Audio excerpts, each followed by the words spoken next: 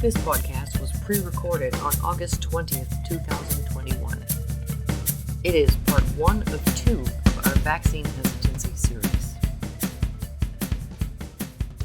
Hello, everybody, and welcome back to the Pulse Autism Podcast. I'm Lucas Gates, alongside Aaron Bowe and Kayla Tellier, and we're going to be discussing about vaccine hesitancy. Of course, we understand this is a very controversial topic among some scholars and people within the community, so we ask you politely to respect and listen to our conversation, and we always love to hear your feedback and how we can make the show better. But before we start, as of this broadcast, there was some breaking news in regard to the COVID-19 pandemic. In British Columbia, in the British Columbia Health region, there was just implemented a massive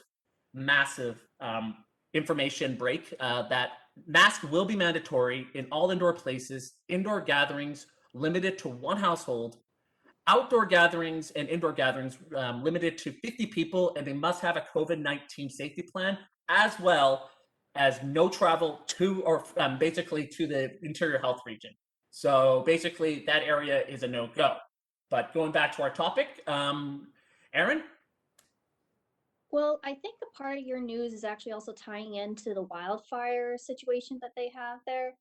And I think they're putting in the precautions just in case, because if with the evacuation going on, it makes sense just to have that extra protection, because obviously can't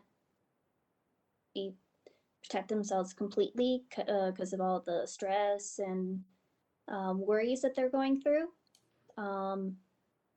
But it makes sense, I think, to take a small step back just for the extra precaution. And I just want to refrain for anyone who's listening. This is for the entire central interior health. This is not just Kelowna. This is also Kamloops and the general vicinity that basically is in charge of basically interior health, the whole area, pretty much a no-go zone. So just stay away from Kelowna for the time being. Aaron, if I'm not mistaken, you have some updated information from on the COVID-19 pandemic, if I'm not mistaken? Can you share with us? I have some bits of information here. Like I've got some numbers here for in terms of like number of cases in Canada, cases globally, as well as Canada's statistics of partial versus fully vaccinated that have been changed since a couple of podcasts ago. Right.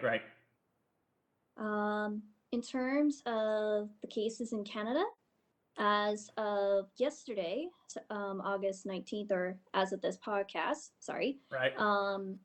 We are currently at 1,464,946 cases, Wow. which has jumped from, and this is as of August 12th, Right.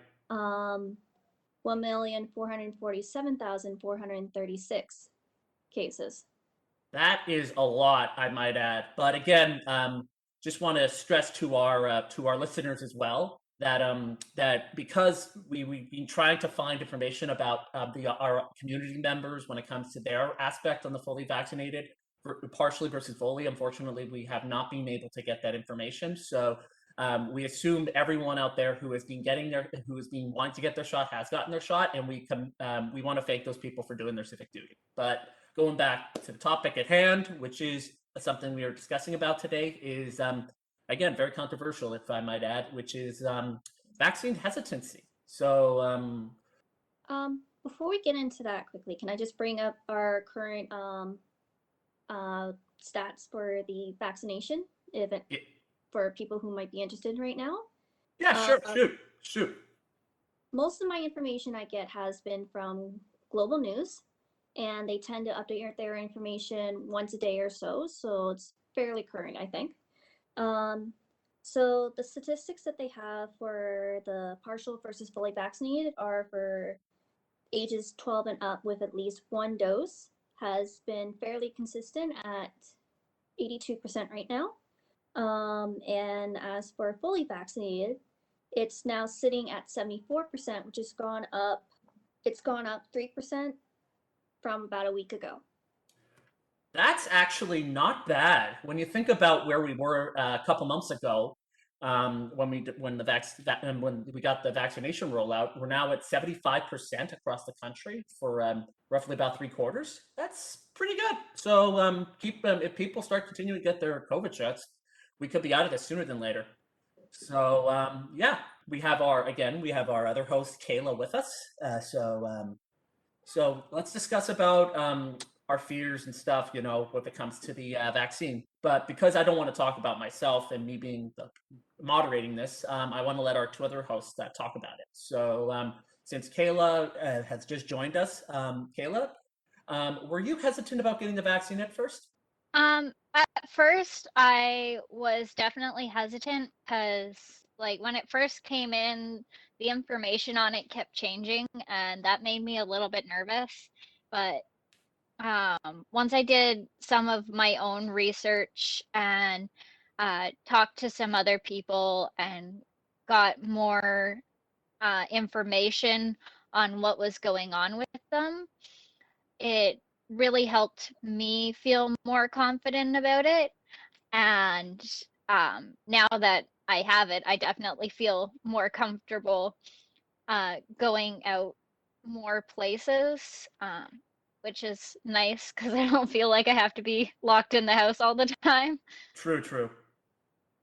Mine was more related to the AstraZeneca one Right, because right. I have, through my mother's side of the family, we have the blood clotting medical issue. Um, so it was more, we want to make sure we had one of the other two, Pfizer or Moderna, instead of the AstraZeneca. And thankfully, we were able to not get that. Also, with all the information out there, my mom has a medical background due to having been a nurse for a very long time. So in terms of making sense of that, I could go to my mom and she'd be able to explain it a little bit better. And I usually tend to go for my shots, whether it be for the flu or whatnot. So I didn't really have a problem with that. And yeah, thanks for your factors. And I'm actually on the boat when the vaccine was. I'm on the boat where I was just ready to get it when the time was right. Because again, I myself am someone who's actually a firm believer in medical breakthroughs, and I think this what has happened with this vaccination rollout has been like over 50 years in the making. If you have not known this mRNA technology has been in the works for decades, and and they were able to finally pull through. So remember, for those who don't know what SARS-CoV-2 is, that's the protein that basically causes COVID-19, the pandemic as we know it, is a genetic relative of the flu. So as the way they were able to work it out, they were able to re-engineer it based on the vaccines from past ones. So um, it's basically like similar to the original SARS back in 2003 and MERS. So basically, they've been doing this for years now, and it just so happened the pandemic has hit. So they were able to be able to crack the genetic code right out the gate. So I was fortunate enough when my time came, I got my shot. And then I went back for my second shot. Although I did feel a little, what's the word, a little fatiguey, like I slept for half the day, but I look at it more as a way to realize that the vaccine is doing its work. So I didn't really think of it as a thing. Anyway, going back to the main reason why we're talking about this today is why are people why are people hesitant? I mean, we can all discuss this, between you and me, Aaron, and Kayla. Why do you assume some people are hesitant? I'm just curious. Well, I know like there's a lot of people are hesitant because there's a lot of misinformation out there. I know that was part of the reason I was so hesitant, was just hearing all the misinformation um and not knowing what the research was that was actually done beforehand. And some people feel like they're being forced into taking the vaccine. And some people, when they feel forced, they tend to back away from that, which which is understandable in a way, but it's just really important for us to be protecting each other, I think. And I think that's the part that people need to be talking about more than just you have to get the vaccine, as we want to protect each other. And not knowing what all the side effects are can be really scary too. That was another reason that I was hesitant, because I react really badly to the flu shot. And so getting any new vaccines is kind of scary.